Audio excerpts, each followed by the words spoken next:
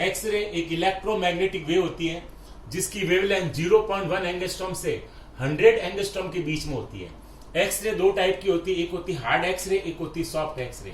Hard x ray की जो wavelength होती है वो 0.1 एंगस्ट्रॉम से 10 एंगस्ट्रॉम के बीच में होती है। इसकी एनर्जी हाई होती है और पेनिट्रेशन पावर भी हाई होती है। सॉफ्ट एक्सरे की जो वेवलेंथ है वो 10 एंगस्ट्रॉम से 100 एंगस्ट्रॉम होती है। इसकी एनर्जी कम होती है, पेनिट्रेशन पावर भी कम होती है। अब एक्सरे जो होती है उसको कुलिस ट्यूब में प्रोड्यूस करते हैं। कुलिस ट्यूब जो होती है कांच की बनी होती है, इसके अंदर वैक्यूम होता है। कुलिस ट्यूब के एक एंड पे फिलामेंट होता है जिसमें करंट पास करके गर्म किया जाता है। जब फिलामेंट गर्म होता है तो इसमें से इलेक्ट्रॉन का एमिशन होता है। फिलामेंट के चारों तरफ कैथोड लगा होता है और फिलामेंट के सामने एक कॉपर का एनोड होता है। कॉपर के एनोड पे एक टारगेट लगा होता है जो मोलिब्डेनम या टंगस्टन का होता है।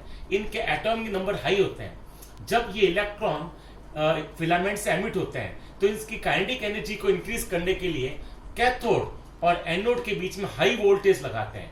जब हाई वोल्टेज अप्लाई किया जाता है कैथोड और एनोड के बीच में तो जो इलेक्ट्रॉन एमिट होता है फिलामेंट से, इनकी काइनेटिक एनर्जी बहुत अधिक हो जाती है। ये बहुत हाई एनर्जी इलेक्ट्रॉन जब जाके टारगेट पर टकराते हैं तो एक्सरे का प्रोडक्शन होता है। इसका मतलब एक्सरे प्रोड्यूस तब होती है जब ये इलेक्ट्रॉन जिनकी एनर्जी बहुत हाई होती है ये जाके टारगेट पे कॉलिजन करते हैं, तब एक्सरे प्रोड्यूस होते हैं। एक्सरे दो टाइप की होती है, एक होती है कंटिन्यूस एक्सरे, एक होती है कैरेक्टरिस्टिक्स एक्सरे। अब हम सबसे पहले कंटिन्यूस एक्सरे कैसे प्रोड्यूस होती है उसको समझते हैं।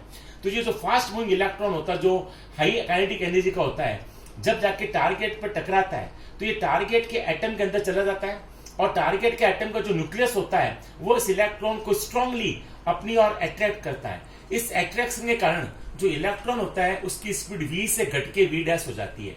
इसका मतलब जो इलेक्ट्रॉन होता है इसके काइनेटिक एनर्जी में लॉस होता है। ये जो काइनेटिक एनर्जी में लॉस होता है यही एक्सरे फोटोन के रूप में जनरेट होता है। इसका मतलब कि जब initial kinetic energy half mv² है और final kinetic energy half mv' है, तो जो लॉस ऑफ काइनेटिक एनर्जी होती है इलेक्ट्रॉन की, यह एक्सरे फोटोन के रूप में कन्वर्ट होती है और एक्सरे की एनर्जी होती है h न्यू, जहां h प्लैंक कांस्टेंट है और न्यू जो है वो एक्सरे की फ्रीक्वेंसी है। अब एक स्पेशल केस लेते हैं। अगर ये इलेक्ट्रॉन टारगेट के न्यूक्लियस से स्ट्रांगली अट्रैक्ट होके अगर इसकी स्पीड 0 हो जाए फाइनल, तो इलेक्ट्रॉन की कंप्लीट काइनेटिक एनर्जी एक्सरे में कन्वर्ट हो जाएगी।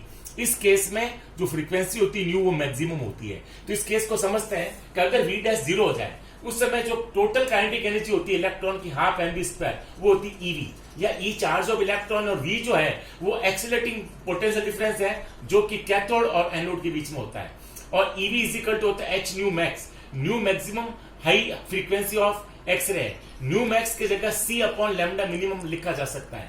जो लैम्डा मिनिमम होगा वो होगा hc/ev। इसको अगर सॉल्व करें तो ये लैम्डा मिनिमम का फॉर्मूला होता है 12420 डिवाइड बाई v एंगस्ट्रॉम। अगर v को वोल्ट में रखेंगे तो लैम्डा मिनिमम एंगस्ट्रॉम आएगा।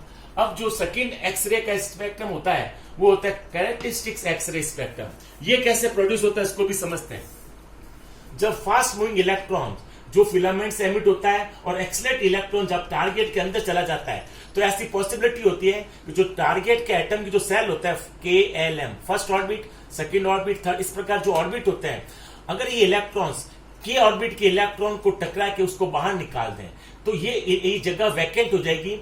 इसको भरने के लिए हायर ऑर्बिट से इलेक्ट्रॉन यहाँ जंप करेगा तो इसमें जो एक्सरे जो एनर्जी प्रोड्यूस होगी उससे बनता है कैरेक्टर एक्सरे। तो एक्सरे जो के अल्फा सीरीज कहलाती है उसको समझते हैं। इसमें जो इलेक्ट्रॉन होता है फास्ट वो के सेल के इलेक्ट्रॉन को नॉकआउट करता है। तो इसकी जो जगह वैकेंट होती है, अगर ये वैकेंट सेकंड ऑर्बिट के इलेक्ट्रॉन द्वारा फिल की जाती है तो बनती है के अल्फा सीरीज जो यहाँ समझाई गई है।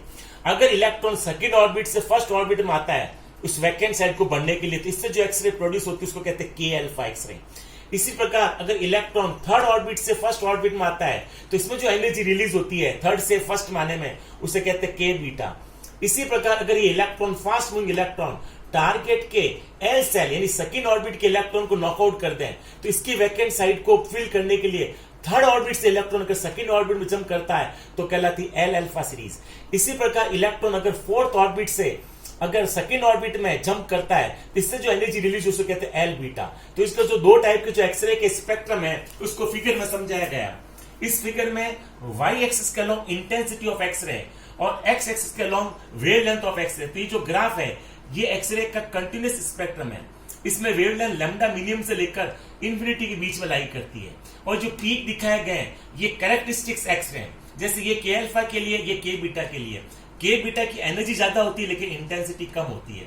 अब एक्सरे की जो इंटेंसिटी होती है वो नंबर ऑफ एक्सरे फोटोन जो जनरेट होता है उसे कहते हैं इंटेंसिटी। तो इंटेंसिटी का मतलब होता है कि यहाँ कितने एक्सरे फोटोन पर सेकंड प्रोड्यूस होते हैं। ये एक्सरे की जो इंटेंसिटी होती है ये फिलामेंट करंट पर डिपेंड करती है। अगर फिलामेंट में अगर हाई करंट पास करते हैं तो ज्यादा इलेक्ट्रॉन एमिट होंगे। जब ज्यादा इलेक्ट्रॉन पर सेकंड एमिट होंगे तो एक्सरे भी ज्यादा प्रोड्यूस होंगे। इस प्रकार जो इंटेंसिटी होती है एक्सरे की, intensity is directly proportional to filament current. इसी प्रकार जो एक्सरे होती है उसकी जो पेनिट्रेशन पावर होती है वो कैथोड और एनोड के बीच जो वोल्टेज होते हैं उसके डायरेक्टली प्रोपोर्शनल होता है। अगर ये वोल्टेज ज्यादा होता है तो एक्सरे की एनर्जी ज्यादा होगी और पेनिट्रेशन पावर ज्यादा होगी। अब अगर एक्सरे जो प्रोड्यूस होती है अगर किसी मेटल में से पास करें तो मेटल में से पास होने के बाद उसकी इंटेंसिटी कम हो जाती है। जो फाइनल इंटेंसिटी उसका फॉर्मूला होता है I is equal to I not E minus mu x, जहां म्यू इस मेटल का एब्जॉर्बिंग कोएफिशिएंट है। और एक फॉर्मूला होता है हाफ थिकनेस जो कि इंटेंसिटी को आधा कर देता है, वो हाफ थिकनेस होती है 0.693 बाई म्यू।